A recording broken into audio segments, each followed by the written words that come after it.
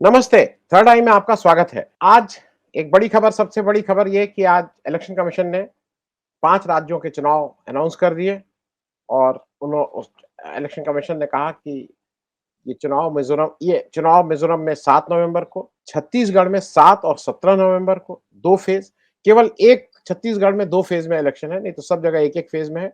मध्य प्रदेश में 17 नवंबर, राजस्थान में 23 नवंबर, तेलंगाना में 30 नवंबर और वोटों की गिनती 3 दिसंबर। तो अगर एक बहुत क्विक कैलकुलेशन करें, तो जो पहला मिज़ोरम का इलेक्शन है, उसके और आज के बीच में क्योंकि 5 तारीख को प्रचार बंद हो जाता है, तो मैं प्रचार के हिसाब से 2 दिन पहले प्रचार बंद हो जाता है, 7 को इलेक्शन है तो 5 तारीख की शाम 5 बजे प्रचार बंद हो जाएगा, तो 27 दिन का कुल इलेक्शन और अगर अंतिम तेलंगाना के इलेक्शन की बात करें तो 50 दिन का कोई कुल इलेक्शन। मैं पहले आपको स्टेट वाइज़ स्थिति बता दूँ जो जैसे मैं समझ रहा हूँ और इस समय एडवांटेज कांग्रेस क्यों है, ये भी मैं क्योंकि मुझे बिल्कुल स्पष्ट है कि इस समय एडवांटेज कांग्रेस है। उसके कारण भी मैं बताऊँगा, उसके 4-5 कारण हैं जो मुख्य-मुख्य हैं, लेकिन पहले स्टेट वाइज़ समझ लीजिए। पहली स्टेट है मिज़ोरम। मिज़ोरम में कांग्रेस ने ऑलरेडी अपने अलायंस के साथ कांग्रेस का वहाँ एक अलायंस है with people's conference and Mizoram nationalist party जो ज़ेडपीएम जो वहाँ पे है उसका एक टूटा हुआ फैक्शन है। वहाँ की कुछ सिविल सोसाइटीज़ और कुछ पार्टीज़ के साथ कांग्रेस ने अपना ऑलरेडी गठबंधन बना लिया है और उसने 40 सीट जो वहाँ की 40 सीट है, उस पे ऑलरेडी कैंडिडेट डिक्लेयर्ड है। तो कांग्रेस इज़ ऑलरेडी इस समय जिसको कहते हैं ना ग्राउंड ज़ीरो को हिट कर चुकी है। वहाँ इस समय की सरकार है वो एमएनएफ की है। एमएनएफ की सरकार जो 40 में से 26 एमएलए उसके थे जब पिछला 2018 का इलेक्शन हुआ था कांग्रेस के 5 बीजेपी 1 जेडपीएम के 8 थे। वहां जेडपीएम सिंगल मतलब ऑपोजिशन की लार्जेस्ट पार्टी थी। कुछ लोगों का यह मानना है कि इस बार चुनाव एमएनएफ वर्सेस जेडपीएम हो रहा है। लेकिन अब वो एमएनएफ वर्सेस जेडपीएम हो या कांग्रेस कांग्रेस उसमें एक प्लेयर है, इसमें कहीं कोई दो राय नहीं है। बीजेपी का वहां से कोई लेना देना नहीं है। हालांकि टेक्निकली एमएनएफ कहता है कि केंद्र में तो भाई हम एनडीए के पार्ट हैं। अब मैं क्यों कह रहा हूं कि यहाँ पे एमएनएफ इस समय बहुत कंफर्टेबल पोजीशन में है। कंफर्टेबल पोजीशन यह है कि उसने जो मणिपुर का में जो हो रहा है उसमें कुकीज क्योंकि कुकी और उनके जो आपस में भाईचारा जिस तरह का है उसने ना केवल मणिपुर के कुकीज को शरण शरण दी है अपने यहाँ बल्कि वो बर्मा से जो उनके ट्राइबल भाई भाग के आ रहे हैं उनको भी शरण दी है और केवल यही नहीं है वो इसको वोकल है हर फोरम पे वो मणिपुर में जो हो रहा है उसके अगेंस्ट बोल रहे हैं वहां न्याय की बात कर रहे हैं इत्यादि इत्यादि। एक चीज और है कि मणिपुर बर्मा से जो लोग भाग के आए उसके बाद केंद्र सरकार के जो हमारे मतलब बड़े-बड़े मंत्री जी हैं, उनका ये कहना था उन्होंने 4-6 महीना पहले ये डायरेक्शन दिया था कि आप लोग एक लोकल ये जरा सर्वेक्षण करिए, सर्वे करके बताइए कि यहाँ पे बाहर से लोग कितने आए हुए हैं। उस सर्वे को मणिपुर ने शुरू में तो नहीं किया था जून में, फिर अभी उसने अगस्त में कहा कि हम करेंगे, लेकिन मिज़ोरम ने उसको सिरे से इनकार कर दिया। उसने कहा है कि वो हमारे भाई हैं, हमारे भाई बंधु बंधु हैं जो बर्मा में ये सब सह रहे हैं और अभी हम ये सर्वे नहीं करेंगे, जिससे आपको ये पता लगे कि कौन फॉरेन ओरिजिन का है इत्यादि, इत्यादि। ये जो आंदोलन है जो जिसमें शेड्यूल्ड ट्राइब की अस्मिता की बात हो रही है, उसको खुद चीफ मिनिस्टर लीड कर रहे हैं, तो वो वहाँ एक कंफर्टेबल पोज़ीशन में है। बीजेपी के लिए वहाँ मतलब इसको कहते हैं ना वहाँ कोई दूर-दूर तक कोई उम्मीद नहीं है। लेकिन मुझे एक चीज़ ये लगती है कि वहाँ का जो एक और फ़र्क पड़ेगा इलेक्शन में, वो फ़र्क ये पड़ने वाला है कि 7 तारीख को सबसे पहले इलेक्शन वहाँ है। अब नाना करके भी, शर्मा के भी मतलब जो मुझे लगता है, हो सकता है ना भी जाएँ प्राइम मिनिस्टर साहब। प्राइम मिनिस्टर साहब को एक इलेक्शन रैली तो करने जाना ही पड़ेगा मिज़ोरम, बगल में मणिपुर है।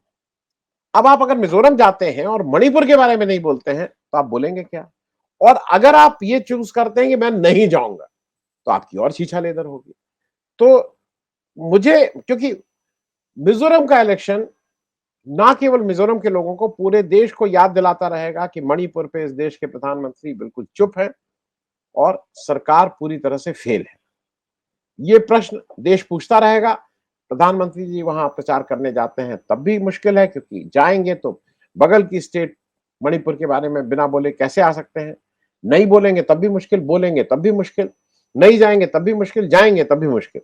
तो वो वहाँ एक मिज़ोरम में उनकी, और ये पहला स्टेट है जहाँ इलेक्शन की बात हो रही है। अब दूसरी स्टेट है छत्तीसगढ़। छत्तीसगढ़ में 7 और 17 को 2 तारीखों में इलेक्शन है, और वहाँ पहले से ही बीजेपी ने हथियार डाल दिए हैं। जो रमन सिंह साहब हैं वो तो इलेक्शन लड़ नहीं रहे हैं, लेकिन वहाँ पे बीजेपी की तरफ से कोई, मतलब ऐसी फाइट होगी लेकिन कोई सिग्निफिकेंट फाइट नहीं दिखाई दे रही है। इन 5 राज्यों में जहां एक राज्य का जो सारे सर्वेक्षण से लेके सारे एनालिस्ट भी कह रहे हैं कि जहां पे पक्का है कि वहां पे कांग्रेस छत्तीसगढ़ में जीत ही रही है। सबसे सर्टेन छत्तीसगढ़ राज्य है। फिर आ जाइए मध्य प्रदेश। मध्य प्रदेश में 17 तारीख को एक दिन में इलेक्शन है। अब वहां बीजेपी के झगड़े निपट ही नहीं रहे हैं। वहां एंडलेस झगड़े हो रहे हैं बीजेपी के। अभी तक कोई वहां सीएम फेस डिक्लेयर नहीं हुआ है। शिवराज सिंह चौहान जो है वो 100%, भाई वो पता है कि वो तो अब चीफ मिनिस्टर बनेंगे नहीं, तो वो 100% देंगे क्या नहीं देंगे, ये कितना लड़ेंगे कितना नहीं लड़ेंगे, कितने मन से लड़ेंगे, देखने वाली बात होगी।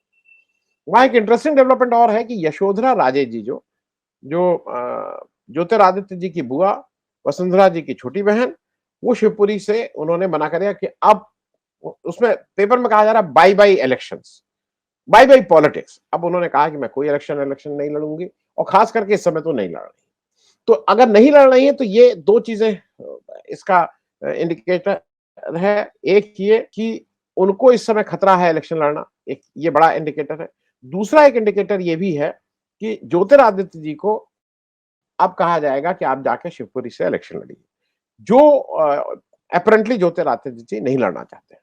एमपी में भी जैसे कयास है कि चूंकि कमलनाथ इधर बिल्कुल ठीक से एक अपने चुनाव प्रचार को कर रहे हैं, कोई इंटरनल फाइट कांग्रेस में नहीं है, सर्वमान्य सबको ये पता है कि कमलनाथ ही उनके चीफ मिनिस्टर कैंडिडेट है, इसलिए वहां कोई इस तरह की दिक्कत नहीं है। वहां पे भी कांग्रेस की एडवांटेज है। राजस्थान के बारे में एक चीज कह दूं कि जो कांग्रेस के जितने चीफ मिनिस्टर अभी हैं, और हाल के अभी 4 स्टेट को छोड़ भी दें, तो समवन हु हैज द जो एडमिनिस्ट्रेशन के साथ साथ चुनाव जीतने का नैक भी जिनके पास है।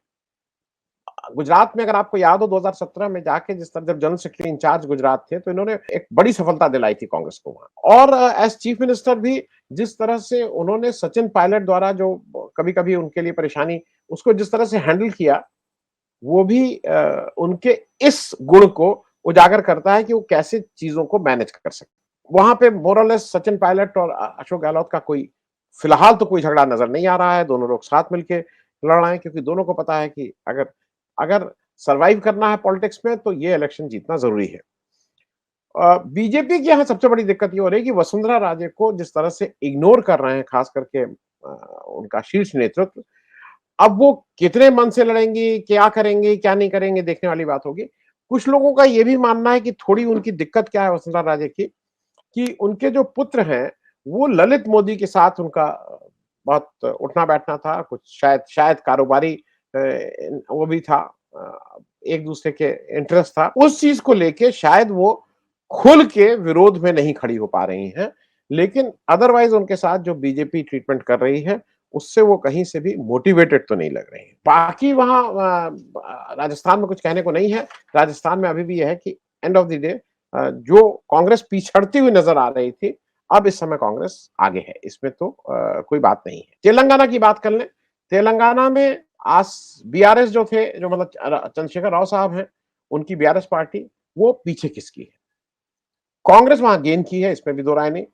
बीजेपी वहां दूर दूर तक नहीं, वो दूरबीन लेके भी नहीं दिखाई देगी कि बीजेपी वहां कहां है। एआईएमआईएम अभी तक 8 सीटें ट्रेडिशनली लड़ता है, 7 जीतता है, तो मेरे ख्याल में उसमें कुछ चेंज नहीं होगा। अब दिक्कत जो चंद्रशेखर राव साहब की है कि ना तो वो एनडीए के साथ है, ना वो इंडिया के साथ है।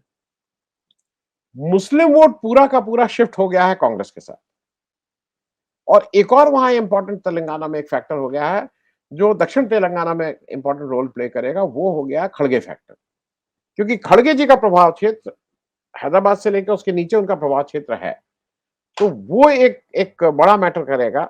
और तेलंगाना में इसलिए लोग ये भी कयास लगा रहे हैं कि अगर वहां कोई उलटफेर हो सकता है, तो उलटफेर यही हो सकता है कि वहां कांग्रेस जीत सकती है।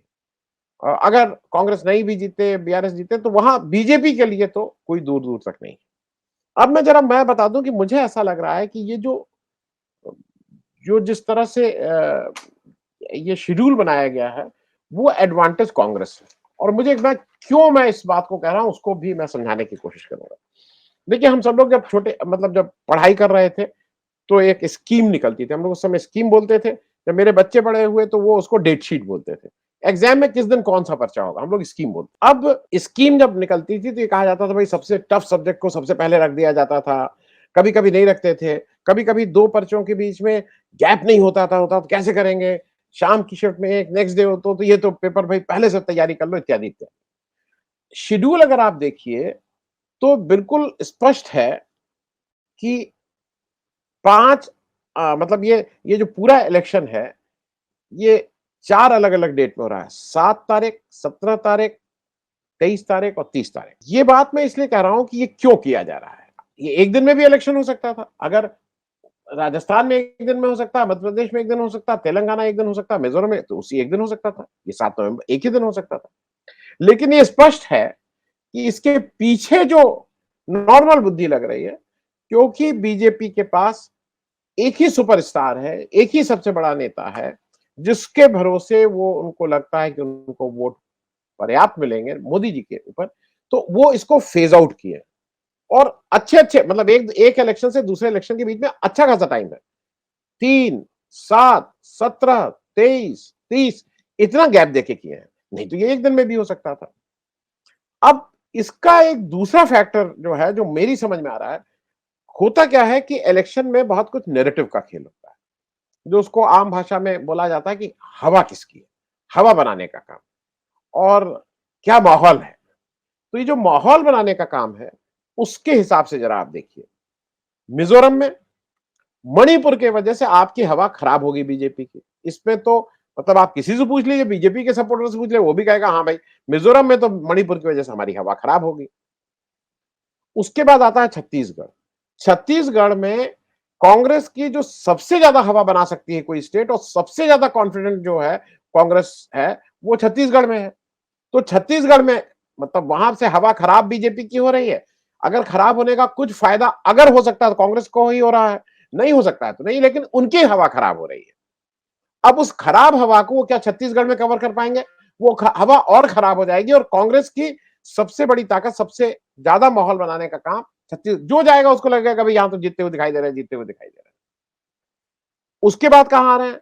उसके बाद जो तीसरी स्टेट है मध्य प्रदेश, ये कांग्रेस की सेकेंड स्ट्रॉन्गेस्ट स्टेट है आफ्टर छत्तीसगढ़। कांग्रेस आज ज्यादा कॉन्फिडेंट है बनस्पत राजस्थान के इन मध्य प्रदेश की, यहां तो आ ही रहे हैं। तो अब हवा बननी शुरू, हवा खराब हुई मिजोरम, हवा छत्तीसगढ़ में और खराब हो गई बीजेपी की, हवा बेहतर हुई कांग्रेस की। और मध्य प्रदेश में क्या हुआ? मध्य प्रदेश में आज कांग्रेस के लिए बहुत हवा बढ़ने का काम हो रहा है, और बीजेपी के लिए माहौल बिगड़ने का काम हो रहा है।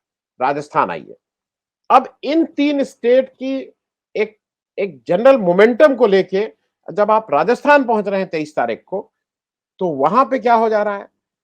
वहां पे आपको जो भी एडवांटेज है, जो भी मेंटल एडवांटेज कह लीजिए, मोटिवेशन कह लीजिए, कार्यकर्ताओं का जोश कह लीजिए, जो प्रेस जितना भी ना करना चाहे, सोशल मीडिया है, सबको सबकी हवा के साथ अब आपको राजस्थान उतरना है।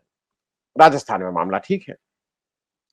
अब इन 4 जगह से हवा बढ़िया बनाते हुए कांग्रेस चल रही है, तो तेलंगाना में क्या हो रहा है? तेलंगाना जो सबसे लंबा समय दिया जा रहा है, वहां पे बीजेपी की कहीं कोई दूर दूर तक नहीं है। बीजेपी रनर्स अप भी नहीं रहेगी। तो वहां इस हवा का कहीं, मुझे ऐसा लगता है, एडवांटेज कांग्रेस को निश्चित रूप से मिलेगा। अब एक दूसरी चीज मैं और बता दूं जो मेरी समझ में है, कि ये अगर मोदी जी के ऊपर ओवर डिपेंडेंस जो हो रही है, तो उसका एक इनडायरेक्ट जो डिसएडवांटेज बीजेपी को है कि केंद्र की विफलताएं भी इस राज्य के इलेक्शन में गिनी जाएंगी। देखिए, एक चीज अजीब सी ये हो गई है कि ये कहने को ये 5 राज्यों के इलेक्शन है, पर फॉर ऑल प्रैक्टिकल पर्पसेस 2024 के इलेक्शन एक तरह से शुरू हो गया है। और 2024 का इलेक्शन ये सब लोग बोल रहे हैं कि India versus NDA, India versus NDA. इन 5 राज्यों में भी अखिलेश यादव भी यही बात कह रहे हैं, सब यही बात कर रहे हैं, इंडिया वर्सेस एनडीए। कम्युनिस्ट भी कह रहे हैं, कांग्रेस तो कह ही रही है। तो ये इंडिया वर्सेस जो एनडीए का एक नैरेटिव सेट हो रहा है, उसमें भी मोदी जी के कार्यों का लेखा-जोखा भी होगा। राज्य में अच्छा भी अगर कोई कार्य किसी बीजेपी ने किया होगा मान ली मध्य प्रदेश में, तो उसको उसका जवाब देना पड़ेगा और मोदी जी की एंटी इनकम्बेंसी का वो होगा। दूसरा ये है कि एक एक आज राहुल गांधी ने एक और मतलब मैं मुझे ये बार-बार ये लग रहा है कि पॉलिटिकली जिस तरह से राहुल गांधी मैच्योर हुए हैं, वो करंट पॉलिटिक्स में वो बहुत क्लियर हैं। उन्होंने आज सीडब्ल्यूसी बुलाई हुई थी, इत्तेफाक था कि सीडब्ल्यूसी तो पहले ही से थी, आज वो सीडब्ल्यूसी बुलाई थी। अब ये कह सकते हैं कि आज सीडब्ल्यूसी भई कोई कनेक्शन हो सकता है। सीडब्ल्यूसी आई हुई, सीडब्ल्यूसी में एक मत से उन्होंने सब चारों चीफ मिनिस्टर को बुलाया था। सीडब्ल्यूसी में एक मत से ये बात तय हुई कि कास्ट सेंसस हमारा मेन पोल ब्लैंक रहेगा। जहां-जहां हमारी सरकारें हैं, वहां हम कास्ट ये सर्वे करा रहे हैं और जहां-जहां हम जीतेंगे, वहां हम तुरंत कास्ट सर्वे कराएंगे। प्रियंका गांधी कह के गई मध्य प्रदेश में या किसी स्टेट में कह के गई हैं, या तेलंगाना या मध्य प्रदेश कहीं एक बोली है। और राहुल गांधी ने उसके बाद आके प्रेस कॉन्फ्रेंस कर दी। प्रेस कॉन्फ्रेंस में जब उनसे पूछा गया उनसे किसी पत्रकार ने पूछा कि भाई आप ये जो कास्ट सेंसस के पीछे इतना लग गए हैं, तो आपके जो अपर कास्ट वोट हैं, वो आपसे दूर हो जाएंगे। राहुल गांधी ने बिल्कुल स्पष्ट किया कि ये जो जाति वो है, ये मैं वोट के लिए नहीं कर रहा हूं। मैं ये जानना चाहता हूं कि इस देश में कितने मतलब बैकवर्ड क्लास हैं, कितने दलित हैं, कितने हैं और उनकी स्थिति क्या है, उनका चुनाव से कोई। अब मुश्किल क्या है कि मोदी जी का तो सब कुछ चुनाव को लेके है। अब इस कास्ट सेंसस का जवाब मुझे तो हाल फिलहाल दूर-दूर तक कहीं दिखाई नहीं दे रहा है, जिसका जवाब इन लोग दे पाएँ।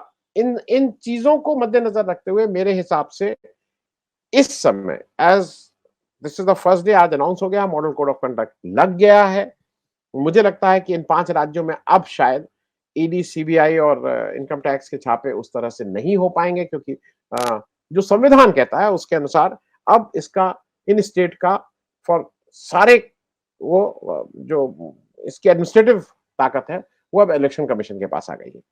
इलेक्शन कमीशन में के पास भले ही दांत ना हो लेकिन वो इतना निरीह भी नहीं है और उसके उसके चीजें जो है वो पब्लिक डोमेन में रहती हैं, उसको क्वेश्चन किया जा सकता है। तो मेरे लिए मेरे हिसाब से बीजेपी के लिए मुश्किल पांचों जगह है। बीजेपी को एक स्टेट जो मध्य प्रदेश है उसका बचाना भी मुश्किल है। कांग्रेस के लिए ये बहुत बड़ा एक मतलब चैलेंज भी है। कांग्रेस अगर यहाँ से जीतती है तो उसके बाद कांग्रेस 2024 में एक बहुत स्ट्रॉन्ग कंटेंडर के रूप में as an alternative to BJP 2024 में अपनी वापसी करेगी, ऐसा मुझे लगता है। थैंक यू सो मच, धन्यवाद।